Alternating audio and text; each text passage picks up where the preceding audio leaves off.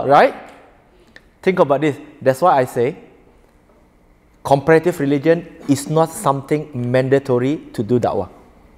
Because Abu Bakar didn't use comparative religion. What he convey? He just convey La ilaha illallah Muhammad Rasulullah. And it's also a lesson for every single one of us who think of looking for excuse that we have no knowledge, we have not enough knowledge. All of us here today, our knowledge are far better than Abu Bakar during the time when he started to preach. Do you agree? Yeah. Because today we know Pillar of Islam, Articles of Faith. But during Abu Bakar, when he started doing da'wah, he did not know about it. So we are much better equipped compared to Abu Bakar. But Abu Bakar radiallahu anh, he do not use that as an excuse. And Abu Bakar do da'wah to the people that is closest to him. So start with our people, the person that is closest to us, our family members. There is a story of one of the scholars by the name of Sayyid ibn Musayyib rahimahullah. You heard about his name? Great man. He have a lot of students, and one of the students by the name of Abdullah ibn Wada'a has been few days absent from his class. So Sayyid ibn Musayyib rahimahullah went to his house and knocked on his door. And then, Assalamu alaikum, of course. So Abdullah ibn Wada'a opened the door and he asked Abdullah ibn Wada'a, what happened to you? It's been few days you have not attended my class.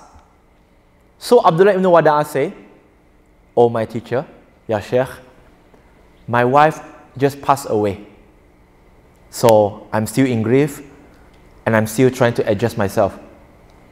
So Sayyid ibn Musayyib asked him, how long are you going to live alone? Do you think about getting married again?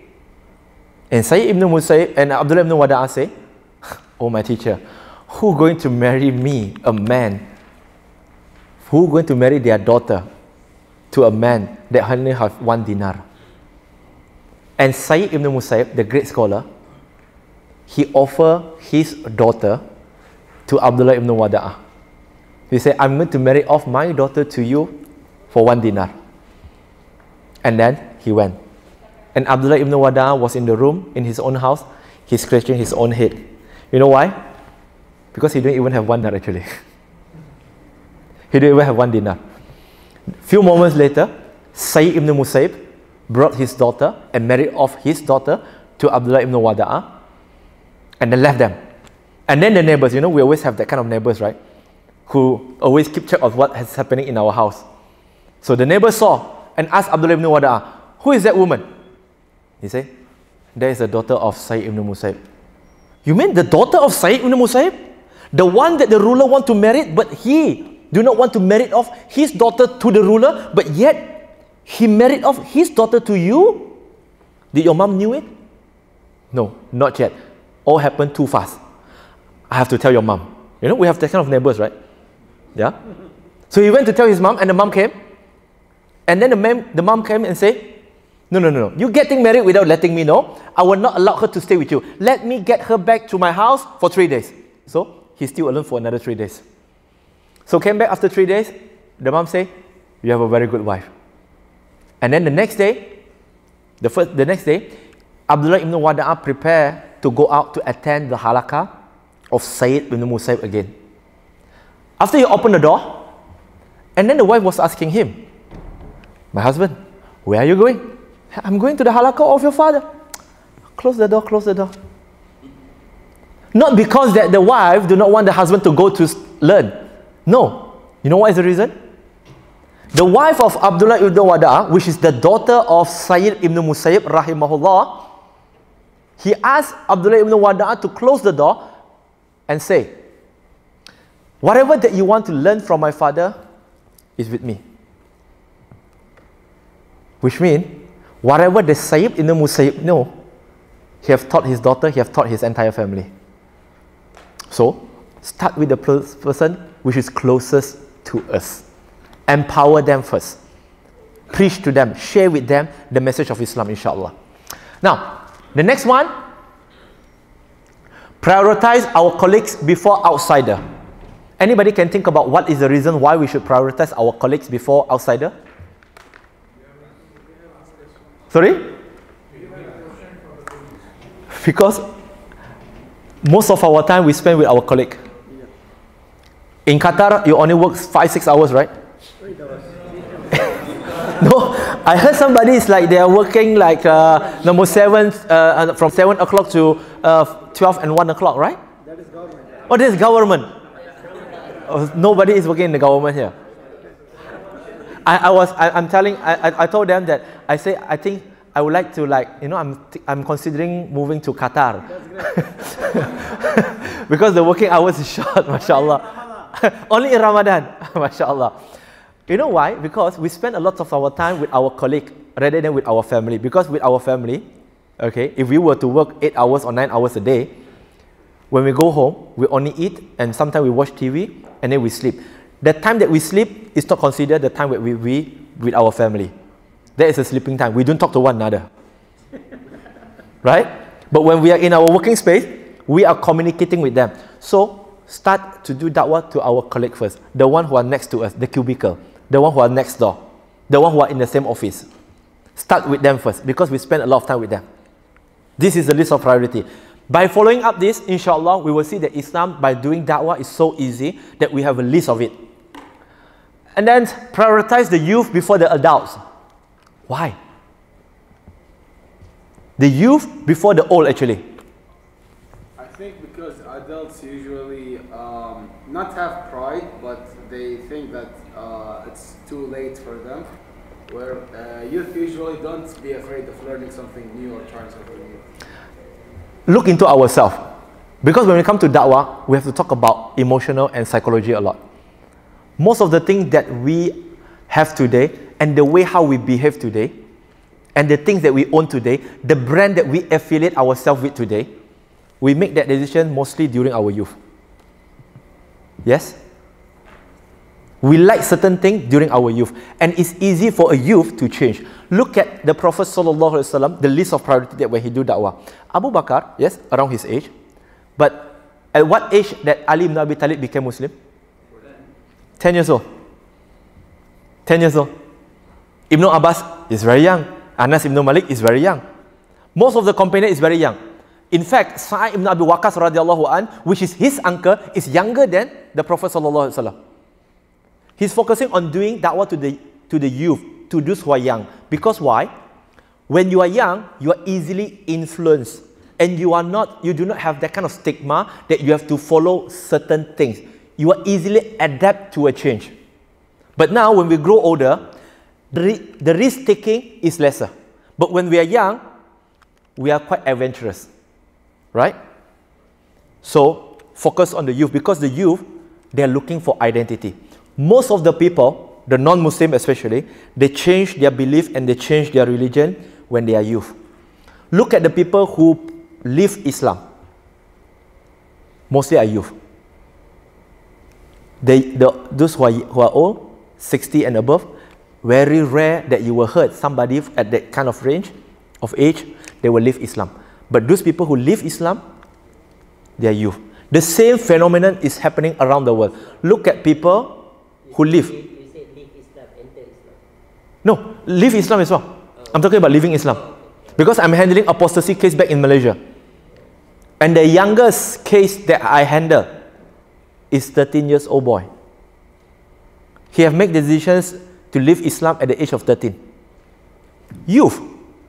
So focus on the youth because this is the time they have a lot of wishful thinking. They are very adventurous. They ask us very crazy questions. But it's okay. It's always a good questions. Good questions deserve good answer. So focus on the youth. By me saying we should prioritize, I didn't mean that we should not do da'wah to others, like those who are adult. No, we still do da'wah. And then we should also prioritize the one with humility before the arrogance. Did the Prophet ﷺ invite Abu Lahab, Abu Jahal, Umayyah ibn Khalaf, Al-Walid ibn Mughirah? Yes, he did. But did he focus a lot of time with them? He did focus. Not a lot of time with them. You know why? Because they have pride, they are arrogant. You remember when Abu Jahal died, he was killed during the Battle of Badr. You remember this story? He said, he's down, and one of the companion, if I'm not mistaken, is Abdullah ibn Mas'ud, stand on top of Abu Jahal, about to kill him. You know what Abu Jahal say? Abu Jahal say, "Oh young man, you are very tall now, huh?" Even when the moment before he's going to be killed, he still have that kind of arrogance in him. Just now we say, arrogance is about rejecting the truth and belittle others. Isn't that is what happening in Abu Jahal? Yes. And that's why you see, when we want to do da'wah, if we keep on focus with people who are arrogant, it will take longer time. I'm not saying that they are not going to accept. But look at the people who accept Islam. Do they come with arrogance, you know, I'm going to become a Muslim, or they will come with humility? Think about it. It does make sense. Because people with humility, they will easily accept advice. Yeah, it seems makes sense. But people who are arrogant, they are not there to accept the truth. They are there just to argue with you. This is their hobby. This is their hobby. So why not focus our attention, give more time to people who are humble and willing to listen. If people are not willing to listen, always remember, Allah subhanahu wa ta'ala is the one who guides. We do not give hidayah. Then, move on. Prioritize the knowledgeable before the illiterate. People who are learned. Learned doesn't mean they are scholars. Learned doesn't mean they are scholars. Knowledgeable means that they have certain knowledge, basic knowledge. They don't have to be like a university student and so on and so forth. But at least they are learned. Because sometimes, there are certain things that when you explain, it's easy to understand. But having said so, sometimes, the one who are illiterate, sometimes it does happen, that they are the one who most easier for them to become a Muslim. Any one of you heard about the names of Sheikh Dr. Abdul Rahman Al-Humaid As-Sumaid? A Kuwaiti, right? He had passed away a few years back. A great man. 11 million become Muslim with his da'wah. 11 million. 11 million. In Africa alone. 11 million people. I'm going to talk about his story later, inshallah. Not now. But he went to Africa. He even have to communicate with them in a language that he himself don't understand, that they don't understand his language. Illiterate, the modes of communications, the language that they spoke. Do you know what does it mean? I don't even know. But this is the language that he talked to them, and this is the language that they use. He don't really know what he's saying, but just because he's opened his mouth, he's there, and Allah guided them to become a Muslim. They don't even know what they are saying. Amazing. When Allah wants to guide someone, you don't have to be the best speaker in the world.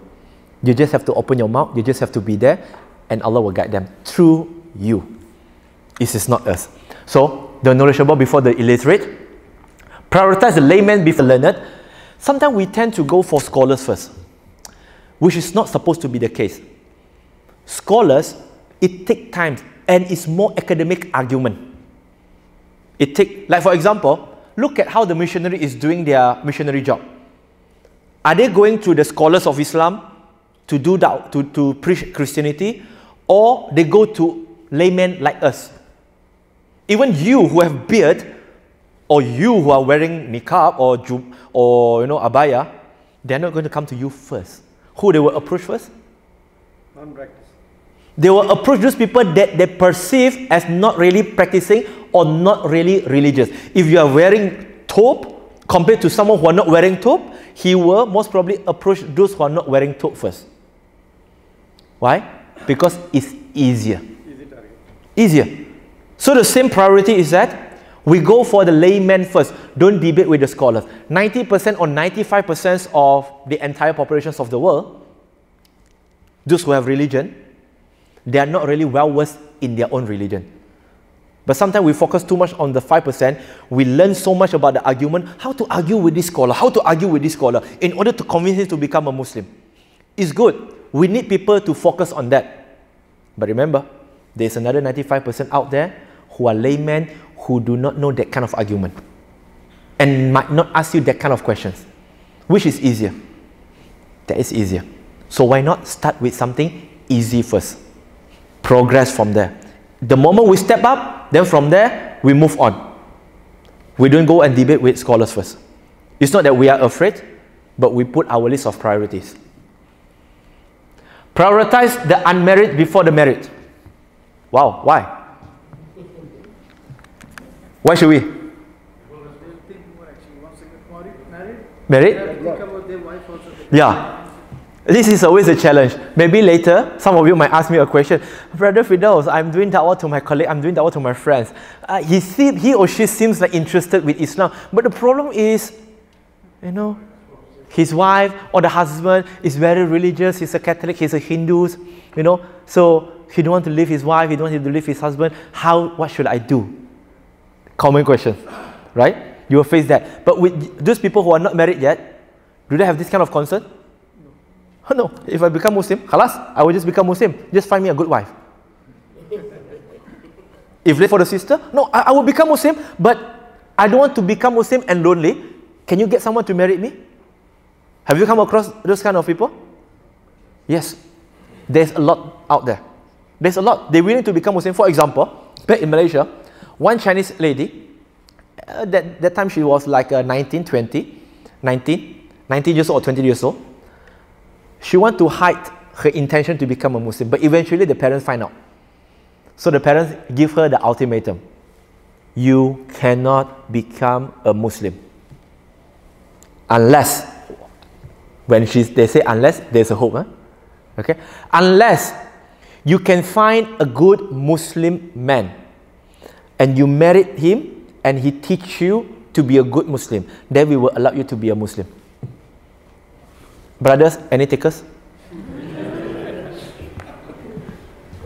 Nobody? Nobody? Oh, the cameraman is raising his hand.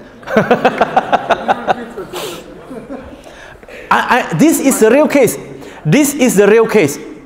This is the real case. You know what I did? I didn't marry the girl. I did not. I did offer to a group of our da'i who are young, who are single. I did offer to them. I say, this is the opportunity that Allah give us, any one of you who willing to take up this offer, that you get one wife, and what more is that you will be the reason she can embrace Islam. And then number third is that you will have reward from Allah subhanahu wa ta'ala by guiding and teaching her. Who will take up the challenge? Who will take up this responsibility? You know what happened? None of them take up the challenge. But over here also nobody take up the challenge. Huh? Because the wife is there. Please sister, they are the one who say it, not me. Okay? Please allow me to go back in one piece, inshallah. This is the reality. Yes, it seems like a joke, but you have to think about this, that when we go out and do da'wah, you will face the same problem. That they will tell you, I want to become Muslim, but I want somebody to marry me. What are you going to do? Questions. Even for the sister want to become Muslim, a brother want to become Muslim. Oh, I want to become a Muslim, but I want to marry someone. Can you find for me? What are we going to do? That's why I throw to you this kind of questions in order for us to think. Because those who are not married, it's easily for them. It's much more easy compared to those who are married. Okay? Now, rights of the Madu'u to be met concern the Prophet ﷺ, he always looked for the Madu'u, right? Did the Prophet wait in his own house? The Prophet ﷺ, he's always on the ground. He's always on the ground to meet and to talk to people, to invite them to Islam. Why? Because the Prophet ﷺ concerned that the da'wah have not reached them. The Prophet ﷺ have compassion so they will not die in the state of kafir. And the Prophet ﷺ, you know, he is giving the medicines to those people who do not realize that they are sick. How many people out there who will know? Just make a quick survey if you go back later. Ask non-Muslim. Do you know if you are non-Muslim and according to Islamic belief, if you die as a non-Muslim, you will go to hell? Simple question. See how many will answer us and say, yeah, I know. That's why I choose to remain as a non-Muslim. They will not see this. Do not be surprised if most of them will answer us and say, I don't know. But I don't care. Because why? We as a doctor, we know they have a sickness called shirik. And we have the medicine called tawhid. But yet we keep the medicine in our pocket and let the person die. It's like we have the medicine in our pocket, the person next to us have an asthma, and then he passed away. The police came to us and asked, what happened to this man, to this person? Oh, he have asthma. And you know, he have asthma and then he died and he passed away. But you know what? I have the inhaler. So the police are asking us, why you didn't give it to him? He never asked me. And this is exactly sometimes the way how we think as a Muslim. We wait for people, no, they never asked me about Islam, why should I talk to them? But the thing is that we are being commanded by Allah subhanahu wa ta'ala to give this medicine to them. Either they're going to eat it or not, it's none of your business. If eventually they're going to die, we feel better, not because we feel happy, we feel better because we have done our part. As simple as that. Don't keep the medicines in your pocket. Go out and get the medicine. Spread the medicine to them for free, no charges. To be invited, not to be belittled nor mocked. Now, we're going to look at the type of prospect that we will face, and we'll tell you a bit about their mindset as well, inshallah. We will start with the introvert. Anyone here who is introvert? Yes. Only one sister raised her hand. Oh, brother also. MashaAllah. We will see. Because sometimes I know that you are not answering me, not because you don't want to answer me, right? Because, brother, what is introvert? Jazakallah khair. Now, let's go for that, inshallah. Introvert. This also by knowing the prospect and also by knowing ourselves actually. Make a checklist. Do I have this? Of course, there is no 100% introvert, there is no 100% extrovert. But majority can be introvert, some character of extrovert, or maybe majority character extrovert, but minority introvert. Let's look at this. Has only few friends. Okay, start to make a list of yourself. Look at your phone book. Close friends. Does more listening than talking. You like to listen rather than talking. Talk to family members but not to strangers. This one is very useful because especially when we are dealing with human beings, there is a parent brought their children to me. I have a conversation. The children have some problem. And then when I keep on talking to him, to the boys, then I realized that this boy, he is an introvert. He don't like to mix around, and he don't like to go in a public area, and he don't like to attend class with a lot of people. He like to go on one-on-one. So I told the mom, sis, your son is an introvert. Your son, is it true that your son do not like to socialize? When your relative came, what he did was, he would just come out to say Sai, Assalamu alaikum, and then he will go back to his own room, right? Yes, how do you know? I say people who are introvert, they are like that.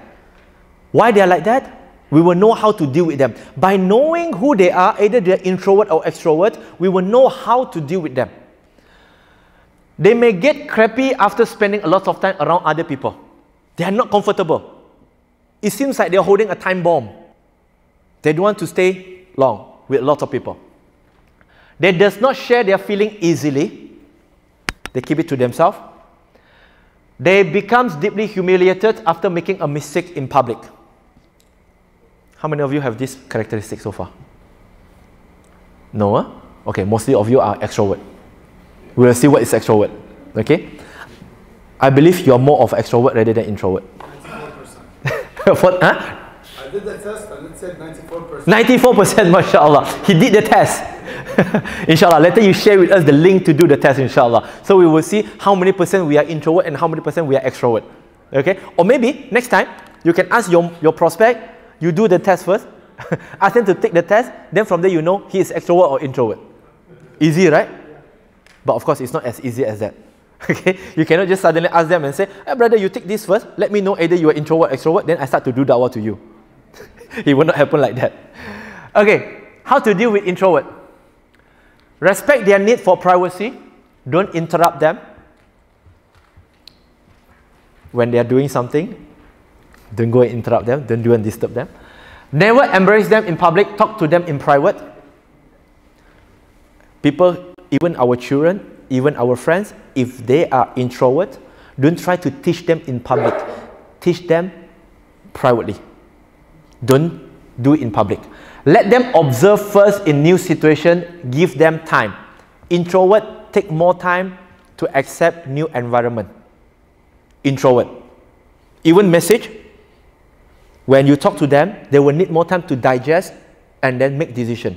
So which means we know we cannot expect that the introvert will immediately accept our message. Teach them new skill privately. Give at once notice about positive change in life. They don't like surprise, introvert. Introvert people in general, they don't like surprise. Give them in advance, like if they say, for example, they're going to become a Muslim, tell them about, positive changes that, after you become a Muslim, you know what, I have a good news for you. What is the good news? The good news is, you will have this. But don't immediately tell them, you will have immediately 1.7 billion brothers and sisters. He was like, 1.7 billion? He can't even face 5-10 people, and you just told him 1.7 billion people. He will really get crappy for that. No, don't frighten them. Give them some positive changes that, inshallah, now you are a good person, but you will become a better person.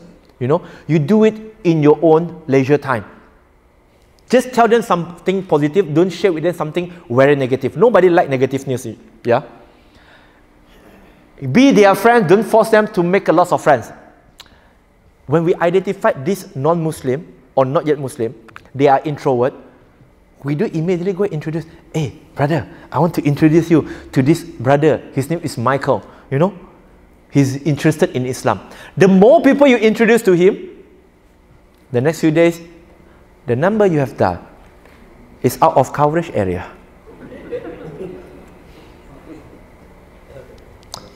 We must be very mindful on our approach, because sometimes we get too excited.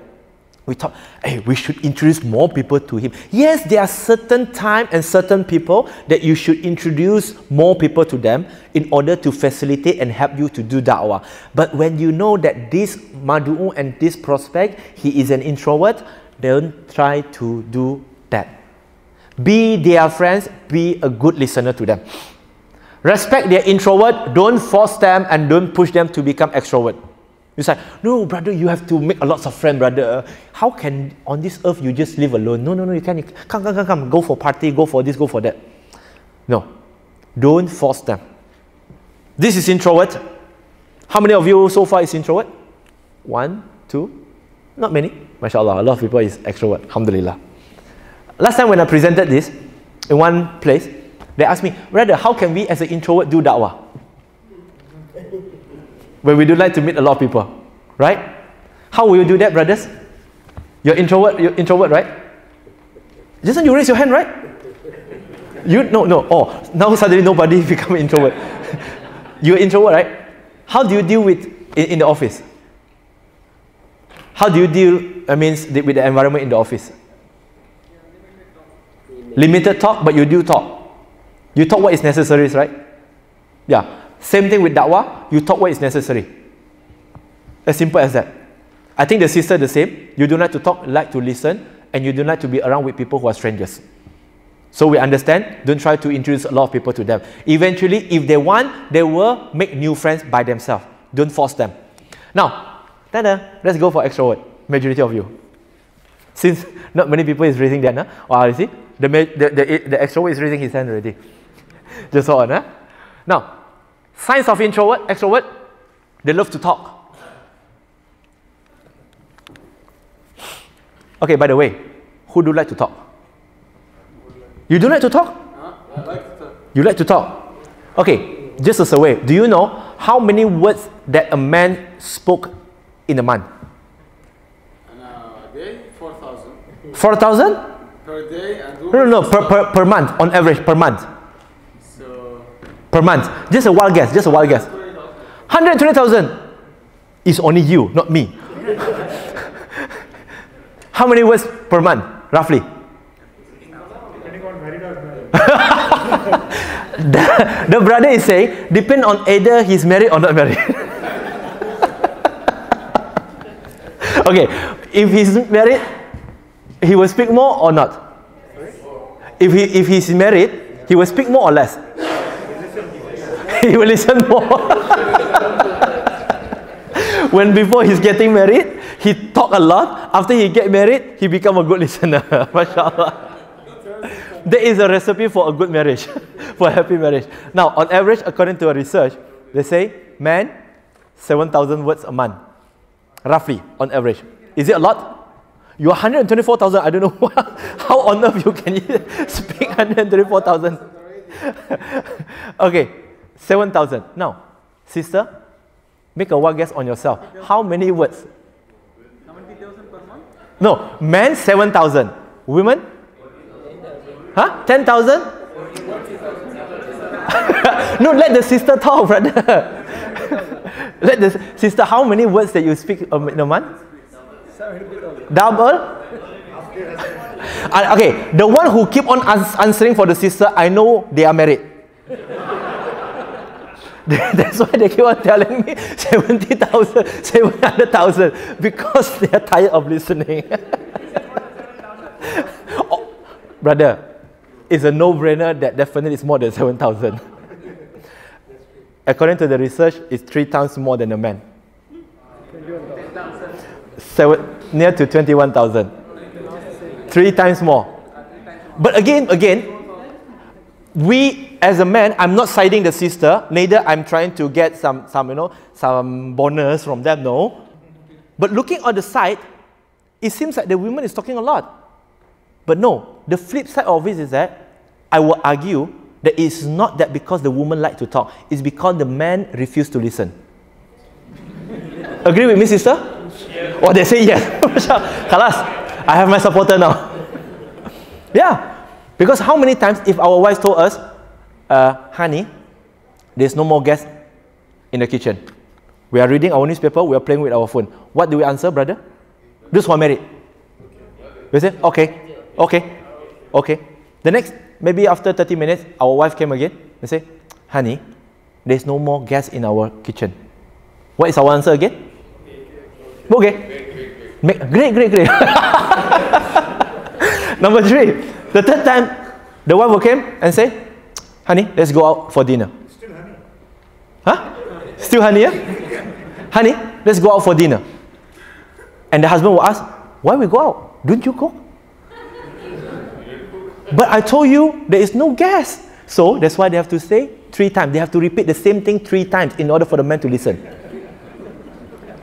Don't you learn the lesson from Hajar alayhi salam asked Ibrahim alayhi salam? That when Ibrahim brought Hajar and Ismail to the desert, and then he asked, why do you leave us here? Ibrahim continued to walk. Second time, Hajar asked the same question. Why do you leave us here? Ibrahim answered, no, continue to walk. The third time, is it Allah that commands you? Yes, 3 times. So now you know why women have to talk 3 times more than the men. Right? Okay, alhamdulillah. Now you get. But I really like it when the brother answered me. Well, the numbers of words that they speak a month, it depends on either they are married or not. MashaAllah. I would love to put it on my status later. Okay, socializing help them to feel energized and inspired. They can be run down, they can be so tired, but if you were to ask them, let's go out for a drink with a group of people, they will say, what? They will be energized with it. Socializing seems like help them to charge their battery. Like to solve problem by discussing them. They don't like to talk about the problem. No, don't talk to me about the problem. Let's talk about the solution. They're tired of listening to problem, so they want to talk about solution, which is good. Friendly and approachable. People who are extrovert, the first time you meet them, it seems like you have known one another for years. The way you guys communicate. It's like, oh brother, oh how are you brother? MashaAllah, good. It's like, by the way, do I know you? The kind of feeling did come sometimes. Okay? Very open and easy for people to know them. Change topic unknowingly. Do you have spouse who, when you talk to them something else, and then out of sudden, they change their topic. And then the wife will say, we have not yet finished. I thought we have done. It's not because they do it purposely, because this is the characteristic of those who are extrovert. Enthusiastic. Now, how many of you who are extrovert now? One? Ah, good. Even the sister who raised hand for introvert now become extrovert. So how about others? You are either introvert or extrovert? Of course, mixed. But which one is more? It's okay. It's not a sin to become an introvert or extrovert. You do not commit a sin. But at least you know yourself, and then at least you know how to deal with people who are introvert or extrovert. How to deal with them? Respect their need to share, to talk it out. When they talk, listen. Just like the brothers say. If you are married, you listen more. If you are not married, talk more. Because you have to sell yourself. Right? Before you are married, you have to keep on selling yourself and telling others about who you are. After listening, now you get to know who they are. Right? You don't understand this? Okay, fine. Okay. They get their energy from other people. Never embrace them in public, talk to them in private, respect their independence. They like to do it their own way. They like to talk, let them share. Compliment them in the company of others. They like to be praised. So if you met any prospect who are extrovert, do not have doubt to praise them publicly and say, this brother, he is fantastic. Wow, how good in this world if we have more non-Muslims who are like you, who are so open. They will be like, they will be flying. They will be happy with you because you recognize them. And this is one of the mode of communication that we will be talking about it later, tomorrow inshallah. Accept and encourage their enthusiasm. Sometimes they keep on talking, and they sweat a lot. And then don't even realize that they speak for 1 hour or 2 hours. Do you have that kind of friends? They keep on talking. We are like, we keep on listening. Actually, we are not paying attention at all. Just because we respect their needs to talk. Thoughtfully surprise them, give them surprise. You know, like just now, do you think the guy, the Australian guy, Alf, he's an extrovert or introvert? He's an extrovert. So what I do to him is that, he say, he have children. I ask him, how many children you have? 3. Fantastic. How many boys? How many girls? 2 boys, 1 girl. Hey, same. Surprise him. Being friendly with him, you immediately connect with him. They like this kind of surprise. Okay? But this kind of surprise should not frighten them. Yeah? Okay? Surprise in a good way, in a positive way. Understand when they are busy. Although they like to talk, when they are busy, don't disturb them. They are not going to listen to you. And they will get agitated and they will scold you. Offer them options. Extrovert like option. You know, one of the things is that, maybe for sister, alhamdulillah, I mean all the brothers here are good brother. When a sister went to the shopping mall, saw a bag and liked it. When you ask your husband, darling, is this nice? What is the common answer you will get? No, I'm asking the sister. You see, the brother came on us. What is the common answer you will get when you ask them, darling, is this bag nice? What will be the answer? Huh? All the same. Which means you're not going to buy for them, right? Sister, I share with you one technique. Oh man. I'm a salesman, bro. Next time, if you like the design of the bag, what you do, don't ask them, is it nice or not? What you do, take 2-3 colors of the same bag, of the same design with different color, and ask your husband, darling, which color is nicer? They will choose one. Unknowingly, they will choose one color and say, I think this color is better. What do you do? When they say this color is better, immediately put on the counter.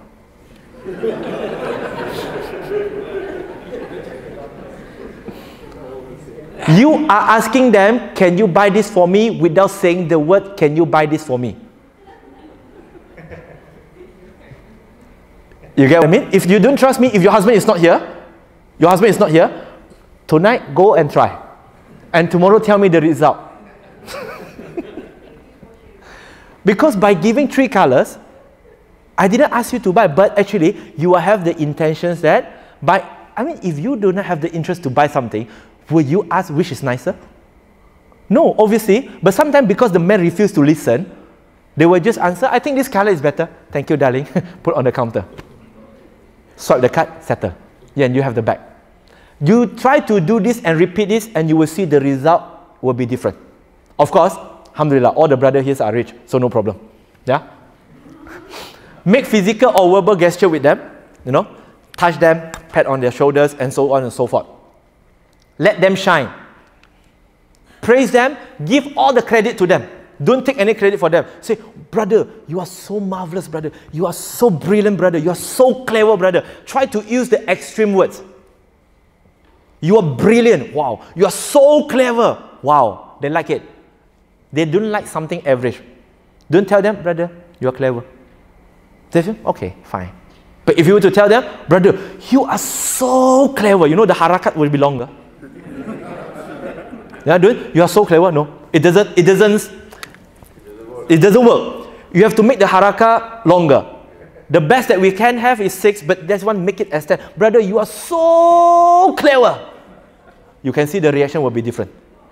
The sister, the same thing. If your husband is an extrovert, praise him. Hubby, you are so macho. Trust me, the next few days, whatever you want, they will buy for you. Men like to be praised. Yes or yes? Men like to be praised. Sister like to be praised. And when we understand this nature, whenever you praise that person, he will open up his heart. When he opens up his heart, it's easier for you to talk to them, and they will easily attach to you. Don't be stingy with praise. It doesn't cost you any money. But be very careful in the way how we praise. Sometimes overpraise, you know what? It's like, you want to change the tire of the car, you will jack it, right? You have the jack, right? Yes, to jack the car is good just in order to change the tire. But don't overjack until the car overturns. This is very dangerous. Okay? Don't overpraise. Now, we are going to talk about the type of prospect that we will have and we will meet in the field of da'wah. The atheists. Now, what does an atheist believe? Some people cannot differentiate between an atheist and a free thinker. Is there any difference? What is the difference? Atheist and free thinker. I'm a free thinker before, I'm a Buddhist, but then I become a free thinker. So what is an atheist and what is a free thinker? Atheist who doesn't believe in anything, doesn't accept anything. Doesn't accept anything. Doesn't believe in anything. They accept anything, they accept something. They accept science and technology. No, atheist doesn't believe in God. But free thinking, they can accept any other. They need a proof of everything. They need a Do we need proof as well? Well, we believe it actually. Belief come first or proof come first? Belief comes first. Belief come first, then it become blind faith. Believe it can be something. I'm just asking, I'm not challenging. Because in the field of da'wah, it's important for us to think before we say something. Because people will just trap you with the words that you just use. You say believe first. If you believe first without knowing that thing, it's a blind faith. If you know the things and you believe later, what does it call? The way to think. But it's okay. I'm not here to teach this because this will be a lengthy discussion on that. Now, atheist, it's coming from the Greek word atheos, means no God, ungodly, no God, and then they change it to atheist. What is the difference between atheist and new atheist? I think that one of them doesn't have to follow a religion, and the other one, they are following the religion, but they are not like let's say they approve themselves as, let's say, Christian, but they don't follow the rules of Christianity. Now, the first distinction between an atheist and a new atheist is that in terms of the spelling. Right? Is there? One with new, one without the new. Am I right? I'm not wrong, right? Okay, fine. Alhamdulillah. Technically, I'm right. Ethically, I'm right too. The same thing when people ask me, is there any difference between a free thinker and an atheist? I say yes. Number one is that in terms of the spelling, it's still different, right? And the way you pronounce it is also different. There is a difference as well. Now, true, huh? Okay, good. Now, the difference is atheists, they have exist long time ago, but they just disbelieve in God. They do not follow any particular religion. But new atheists are people who are not only disbelieve in God, do not believe in God, but they go out there and attack the foundation and fundamentals of all religion. Have you ever heard about people with the name of Sam Harris, Richard Dawkins? Yes. These are the people. They are called as the new atheists. And Richard Dawkins has been called as the father of the new atheism.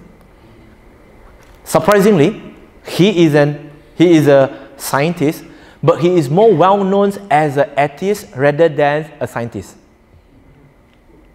He is more well known as the author of a book like God Delusions, you know, but he's not really well known as a scientist.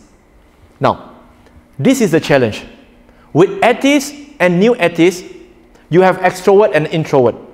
But what they subscribe to is more to logic and science. But do you think atheists, they say, is rational? Do you think atheism is really rational? Atheism is not rational. Atheism is more about emotional. I will tell you why. The reason being is that any one of you have dealt with an atheist before? Any one of you? Yes, yes, yes, yes. Yes, brother. Okay, you. Okay, now, give me some example. What is the argument they give? What is the argument that the atheists will always use? Or the question? They don't see the God, so they don't accept the God. No proof, No proof, no God. People is suffering. Sign. People is suffering. What else? They say, why bad things happen to good people? Why good things happen to bad people? Right? You know, if God exists, why this thing happen? If God exists, why tsunami happen? If God exists, why this earthquake happen? Right? Yes. Is it rational or emotional? Just because you don't understand something, why does it happen, doesn't mean there is no answer to it. It's more a rational belief rather than a rational disbelief. Okay? We will share how to deal with atheists, inshallah. We will share, because generally, I will not spend too much time dealing with atheists, to be honest. I will not spend too much time, if I'm talking to an atheist, I will not spend a lot of time dealing with them to prove the existence of God. Because belief in God is a no-brainer. Belief in God is a no-brainer. You know why? Any one of you have watched a video on YouTube, on Facebook about the atheist delusions? No? You know what they believe? This idea was being promoted by Richard Dawkins, in which he say, nothing creates something. Nothing creates something. How can nothing create something? It defies law and physics and logic, everything to answer. And whenever you go further and further and further, you will realize that eventually they will ask a question. Okay. If God exists, why this thing happened? If God exists, why there are people who are suffering? If God exists, okay, which means there must be something that exists first. And secondly, I will always argue with, I'm not arguing, I will always ask them, what is God to you? They will ask me back, what do you mean, what is God? I already say, God doesn't exist. So why do you ask me about God? I say very simple. Can you deny something that you do not know and say it doesn't exist? It's like I'm saying, this is Firdaus here, and somebody make a claim and say, Firdaus Wong doesn't exist. He's not here in this auditorium. The first question to be asked is that, who is Firdaus Wong? For those of you who do not know who is Firdaus Wong, you just, Firdaus Wong is not here. That is just blind followers. Before you make the statement and before you give the answer, oh yes, Firdaus Wong is not in this auditorium, you must know who is Firdaus Wong. Am I right? Yes. By them saying God doesn't exist, you must first and foremost know who is God first, right? How can you deny something that you do not know? Okay, then they will say, okay, the God must be this. Then the moment we put the criteria that they give us, God must be like this, you have to write down every single thing that they say. They say, okay, God, criteria of God that I deny exists is that God supposed to be merciful. God supposed to be this. God supposed to be the creator. God supposed to be the all-knowing. God supposed to be this. God supposed to be this. Write down, maximum up to 5. How to deal with them is that go one by one, you will realize whatever attributes that they say, whatever criteria they put to the God of their imagination is there in the Asmaul Husna. It will be there. They will say, God is all mercy. Doesn't Allah subhanahu wa ta'ala Ar-Rahman Ar-Rahim? Yes. But it's just that they do not have the right understanding of the mercy of Allah subhanahu wa ta'ala. They say God is just, God is fair.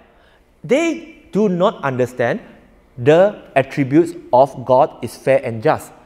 They just don't understand that. So from there we explain to them. Remember, da'wah is about inviting. You don't really have to prove a lot of things. Just share with them. Let them make the decision. Because in the end, they have to make the decision for themselves. So far clear? That's why atheists, I don't do a lot. But inshallah, tomorrow I will be talking about the da'wah technique, how to deal with them. Okay. Logic and science, rationality. Agnostic. What is agnostic then? Ever heard about these terms? Agnostic, they are a bit confused people. Agnostic, they have this belief that it's a group of people who are not sure either God exists or not. And they are not so sure either God, did He exist or not. They do not deny and reject the existence of God altogether. But they just have doubt. Yes or no, yes or no. Agnostic believe none could determine the existence of God. This is what they believe. That's why there's a saying by Orson Welles, I have a great love and respect for religion, great love and respect for atheism. What I hate is agnosticism, people who do not choose. They do not know. And inshallah, people who are agnostic, it's still okay to do da'wah to them. But again, always have to remember in our mind, put this in our mind that doing da'wah is about inviting, sharing informations. Go through all the process of doing da'wah, and then either they accept or not, we pray to Allah subhanahu wa ta'ala to guide them. That is just our job. Okay? This is just an introduction to the prospect that we were met. Okay. These are the believers. Have you ever heard about the religion called Baha'i? Yeah. Yeah? Baha'i? Do you ever heard about the religion called Yi Kuan Tao? No. This is a subsection of Buddhism from Taiwan. Have you ever heard about the religion, a philosophy called Shintoism? Yeah, it's from Japan. Well, there is a lot of religion in this world, but we are not able to read every single thing because it keep on coming up.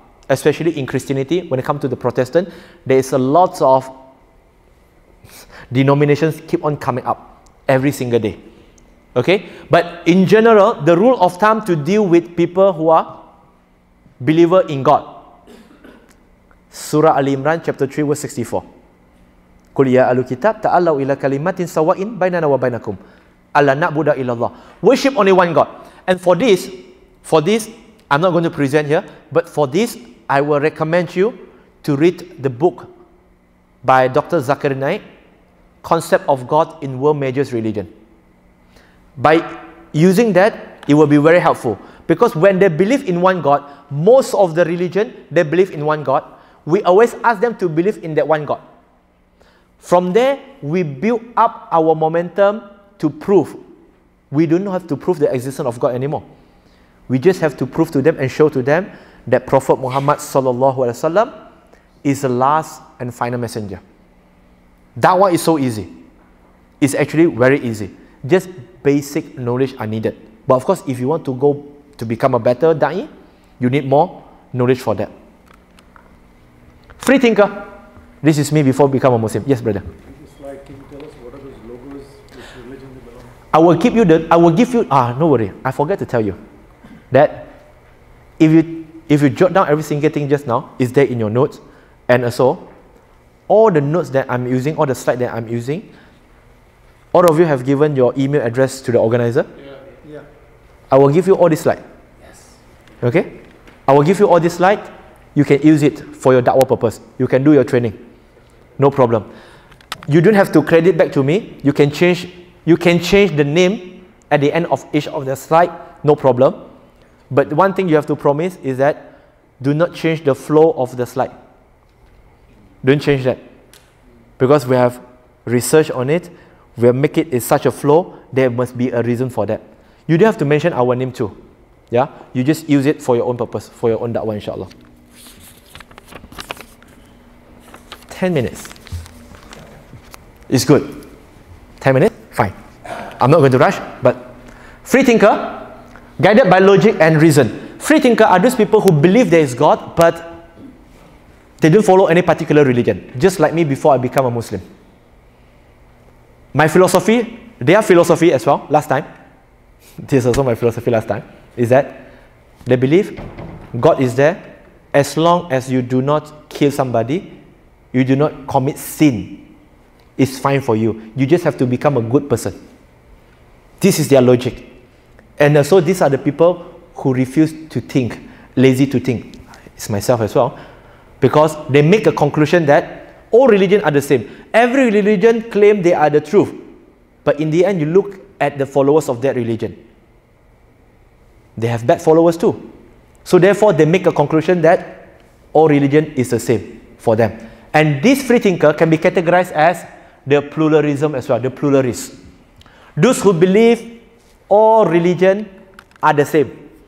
And most amazing thing is that there is a movement in the West that they are Muslim, they also the propagators and also the believers in pluralism, in which they believe that Islam and other religions are the same. They are Muslim. They call themselves as a Muslim. I'm not going to tell you which website, okay? But these are Muslim. They are Muslim who believe. You know what verses they are using in the Quran to justify that? They even use Quran to justify the belief in pluralism. They are using Surah Al-Baqarah, chapter 2, verse 62. That those who believe among the Sabi'in, the Jews and the Christians, they will have their reward in the sight of Allah. They are using this verse. But what exactly is the interpretations of these verses? Judging by the literal, it seems like, oh yeah, the Jews and the Christians who believe, they will enter Jannah too. Judging by the literal.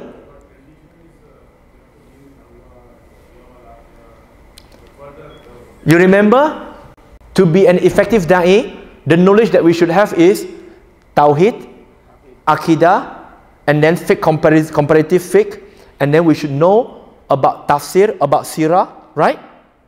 Go back to the tafsir. Go back to the tafsir, because this is the argument they will use, and we should know as well this kind of argument.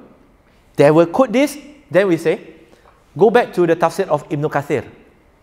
When Ibn Kathir elaborates and interpret this ayah, he say this ayah is referring to the Jews and the Christians during their respective prophet time, who believe in Allah and follow them as the prophet. Not the Jews and the Christians in our time, who do not believe in Allah subhanahu wa ta'ala, the right way to believe, and to believe in Moses and Jesus the right way as a prophet and the messenger. This verse is referring to that particular time, not to our time. It's just very simple. Actually, we don't have to really memorize the entire Quran to do da'wah. We know they will cherry pick, and then from there we ask the learned scholars, and then that's it. From there, we ourselves benefit too. Pluralism, this is what they believe. God, Krishna, Moses, Buddha, Jesus, Muhammad, Baha'u'llah. The essence of the Prophet is God is one and the same. Do you have the problem with the message? Do you have the problem with this? Yes or no? Why? Why we have problem with that? Isn't it that Allah subhanahu wa ta'ala sent all the Prophet and Messenger to invite people to worship only one God? So we have no problem. But we only have problem with what? We only have problem when they say that since God is one, therefore all this religion is also from God. And there's also problem in the way the Muslim think. If I were to ask you today, what is a Semitic religion? Semitic. Yes, the Semite. The Ahlul Kitab. You know, they say is a Semitic religion. What is a Semitic religion? Semitic religion is? We will always say Semitic means from the Semite, but another way is that we are saying this religion is from heaven. Revealed from the heaven. Which is, people always say, Judaism, Christianity and Islam. But let's think about this. Since when did Allah subhanahu wa ta'ala send Moses to propagate Judaism? Since when Allah subhanahu wa ta'ala sent Jesus Christ, peace be upon him, to propagate Christianity? Because we believe they are all Muslim, right? Muslim mean they are following the command of Allah, right? Which is Islam. So which means they are supposed to be Islam. Which means the religion from the heaven is only one, which is Islam. So how can we have Judaism and Christianity as a Semitic religion, which is from God? No. Allah subhanahu wa ta'ala, as according to the Islamic belief, He do not reveal Judaism and Christianity. Only reveal Islam. Since time immemorial, Islam is there. And this message, we have no problem. The essence of all the prophet of God is one and the same. God is one. But God never give the name of Buddhism, Hinduism and so on. The one name that we know according to the Quran is Islam. Surah Al-Imran chapter 3 verse number 19. Inna dina innallahi Islam. Verily in the sight of Allah subhanahu wa ta'ala, the religion that is accepted by Allah is Islam. Look at this. God has no religion. Agree or disagree with this statement? Now think about this. It's more on critical thinking now. God has no religion. God has no religion? Who agree? God himself did not have a religion. Who disagree? It seems that not many people answer me. Very difficult questions, huh? Confusing. Now, you will face this, but I will share with you certain way to analyze certain questions. When there is a statement, do not say yes, do not say no, until you give a disclaimer first. Like the brother say, wait, before we answer this, we say, what do you mean by religion? If your statement is talking about God has no religion, means that God do not follow particular religion, then I agree. But if you mean God has no religion, mean that God has not revealed one particular religion for people to follow, I disagree. You must make this kind of statement. God did not have a religion. You understand what I mean? We should not just say, God has no religion. Yes, I agree. Yeah, you see, that's why. All of us are same. It's the problem. You understand is that God do not follow particular religion. But they understand is, God has not revealed any religion. It's like there's a saying in English, that I will be responsible for what I say. I will not be responsible for how you understand. So rather than fall into this, why not we try to be safe and say, if you mean God has no religion, mean that God do not follow any particular religion and God are not binded by any laws of any religion because He is the revealer of the law, then I agree. But if you say God have no religion, mean God do not reveal any particular religion for mankind to follow, I disagree. So whichever way they want to argue, you protect yourself first. There is a disclaimer there. You get what I mean? This is the way how we want to look at it in the bigger pictures. Now, time is running out. Coexist, which we like it, inshallah. We have 2 minutes more, inshallah. This is what they draw. To be one. Jesus, Buddha, God, and then, yeah, look at all this deity. May peace prevail. What they want is good. They want people to live in peace and harmony. And this is what we want too. But by submitting to the As-Salam, to the one who gives peace, we can live in peace and harmony, okay? But this is basically what they propagate in their belief. MashaAllah, you see, I'm rushing. I'm done. Why? You're so happy? that we have finished? He's like jumping. Yes. He's really an extrovert. Extrovert, huh? Are you married? No, that's what. He will become introvert later. Don't worry. Okay, so brother and sister in Islam, we have come to an end for the first day. More will come tomorrow. Today is more about introduction. And tomorrow, I will be sharing about, when you look into the schedule, I will be talking about the types of da'wah. I will be talking about 5 types of da'wah that we can do. You can read from there. It can just be a revision for you, but there will be more explanation on how to do it. How to initiate a dialogue. How to start a dialogue. What we should look at. Our body language, etc. and etc. How to go through the entire funnel of da'wah. How to invite people to become a Muslim. And then how to retain them. How to follow up with them. Inshallah. So, I would like to pass back the mic to Haji Firdaus. And tomorrow we're going to start at 8 o'clock, right?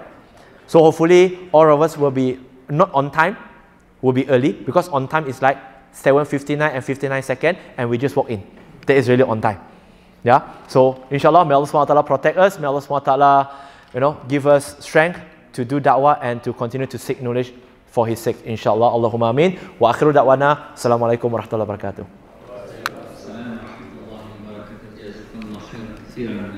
Brother Firdaus.